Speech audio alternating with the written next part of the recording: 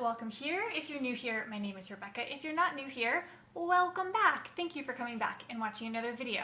So Earth Day is almost upon us, and while I think every day should be Earth Day, it is a nice time to sort of remind ourselves of some sustainable habits, or if you feel like you've gotten a little bit off track on your sustainability journey, it's a nice time to kind of refocus. So in today's video, I wanted to go through 10 sustainable habits for Earth Day. And before we dive in, I'd like to thank Nordgreen for sponsoring today's video. Nordgreen is a sustainable watch company out of Copenhagen, but more on that later in the video. All right, let's dive in. First sustainable tip, you've probably heard me say this before, but it's a big one. Wash your clothes in cold water and line dry whenever possible. 90% of the energy that we use in our washing machine is to heat up the water. 90%! That's huge. So a small little shift and change, just shifting over to cold water, can make a huge impact. And line drying your clothes is not only better for the environment and uses less energy, but is also better for your clothes so that they'll last longer, you'll have to shop less. Everybody wins. And the other thing when it comes to washing your clothes is to do bigger loads less often. And in a lot of cases, at least for me, this means I don't separate my laundry. I'll just do like 1 or 2 bigger loads once a week. And I know some of you might not like that if you're used to doing several different loads by type or by color. But honestly, I found that it makes no difference at all. Putting all of my clothes and my towels and my sheets all in one, it's been fine. So definitely something to consider if you're trying to reduce your energy consumption. My second tip is to harness the energy of the sun. When we think of solar power, we often think of like putting solar panels on your house, and that's great, but a lot of us don't have either the means to do that, or we're renters, or whatever it is. But harnessing the power of the sun doesn't just mean solar panels. You can really do this through window coverings and shades and curtains. So I live in a very hot climate. I live in the Mojave Desert, and I found it makes a huge difference if when it's really hot out, closing all the blinds and curtains really keeps the temperature down, so we have to rely on things like fans and air conditioning less. But on the other side of that, during the colder months, opening all of the blinds and curtains, letting the warm sun come in, really makes a huge difference in how much we need to rely on our heater. Number 3 has to do with food waste. And it's not about composting. I tell you all to compost all the time. We're not going to talk about that today, but you definitely should be composting. But this tip is to shop your fridge first. So I go grocery shopping once a week, but before I make a list or even start thinking about what I might want to buy, I'll go to my refrigerator first and say, what do I have left and what types of meals could I make of that? And sometimes I'll even write down some of the key ingredients that will definitely need to be used in the next few days or before the end of the week. So my shopping list sometimes is not things I'm going to buy, but it's things I'm going to use up. So I have these ingredients. Here's what is available and in season at my farmer's market or my grocery store. And I'll try to come up with ideas and meals with those 2 pieces of input. So going shopping with an idea in your head of what's in your fridge, instead of just being like, I want lasagna this week, I'm gonna buy all the things for lasagna. But you have these really sad potatoes that really need to be eaten. So making sure you're eating up that stuff first before you're going out and buying things for a completely different meal. And related to that, number 4 is to clean out your fridge once a week. So in addition to kind of shopping my refrigerator before I go to the store, I will also clean things out. So I'll pull things forward from the back, I'll look at expiration dates. And this exercise is not necessarily like putting in the trash things that are expired, but rather having a good idea of when things are going to expire, like, oh, I have this miso paste in here and it only has a month left. So that's another input that I'll have in the back of my head as I'm going shopping, like, oh, I also want to use up like this miso paste or this teriyaki sauce or whatever it is. Number 5 is a sustainable swap. And I've talked a lot about sustainable swaps. I've given a lot of examples on this channel, but I would say that this has made one of the biggest differences, and that's to use reusable paper towels. We've had the same reusable paper towels for almost 3 years now, and when I think in my head how many rolls of paper towels that has saved us, it blows my mind. We use these for everything that you would use a normal paper towel for. They're absorbent, they hold up really nicely. I throw them in the wash with my regular washing every week, and if we were to go through a roll of paper towels a week, this has saved us, what is that?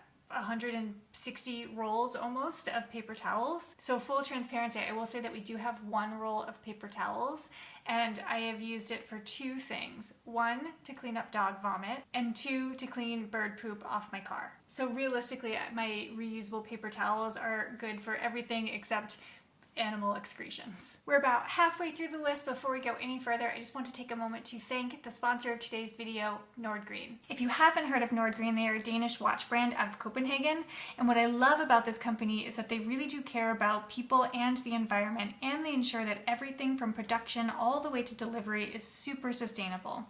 All of the packaging is made of recycled paper and plastic bottles and is designed to use as little material as possible.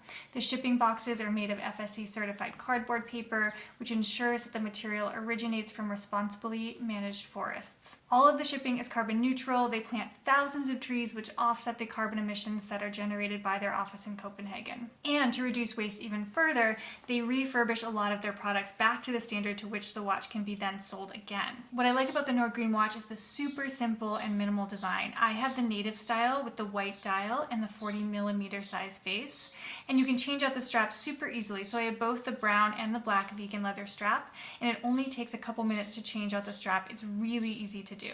And lastly, I love Nordgreen's give back program, so every watch sold contributes to a meaningful cause. With every purchase, you get to choose which global NGO you donate to. So there's one for clean water, one that provides education for children in India, and one that protects the rainforest in Latin America.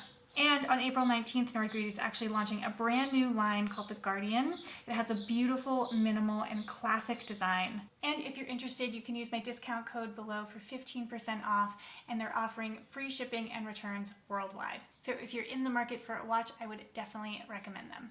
All right, number 6. As I'm recording this, I'm realizing that I have all the windows and the doors open. Can you hear all those birds? This video might have some nature sound background. All right, number 6 might be a little controversial, but I recommend not showering every day. Rebecca of 5 years ago would be horrified by this. I used to shower at least once a day, sometimes twice a day, and then I moved into a van, and I lived in a van for a long time, and through that realized that I don't really need to shower every day. Showering every day is so normalized in our culture, and I really don't think it's necessary. There's certainly exceptions, people who do very dirty jobs or get really sweaty every day, but for the vast majority, it's worth reflecting on if you really do feel like you need to shower every day. And this doesn't mean you're not clean. You still wash your hands. You could wash your face before you go to bed or whatever, but do you really need to turn on the whole shower and waste gallons and gallons of water 365 times a year? I'm more in the habit right now of showering probably every 2 days or so. I wash my hair even less than that. I probably wash my hair about twice a week, but just a little habit change. Maybe even just skip one shower a week, and that little bit can go a long way in saving some water. Number 7 is to eat at home. Eating out creates a significant amount of waste. Anybody who's worked in a restaurant before knows that there is a ton of food waste in restaurants. And if you're getting takeout, there's all of that takeout trash as well. And eating home can really help reduce that. And I know not everybody loves to cook. I don't even really like to cook that much. But I did make a video a couple weeks ago. I'll link it down below. 20-minute easy meals. So even if you're not good at cooking, even if you don't like cooking, you can still get a good, nourishing, low-waste, sustainable meal in 20 minutes. Number 8 is to pick up trash. I feel like seeing trash is getting really normalized. I can remember being a kid and seeing a piece of litter and being like, oh my goodness, a piece of litter, I must pick it up. Now there's litter everywhere. And a lot of people, myself included, a lot of times have blinders onto it. I notice that when I'm out in a national park or a public space like that, I'm hyper vigilant about it and will always pick something up.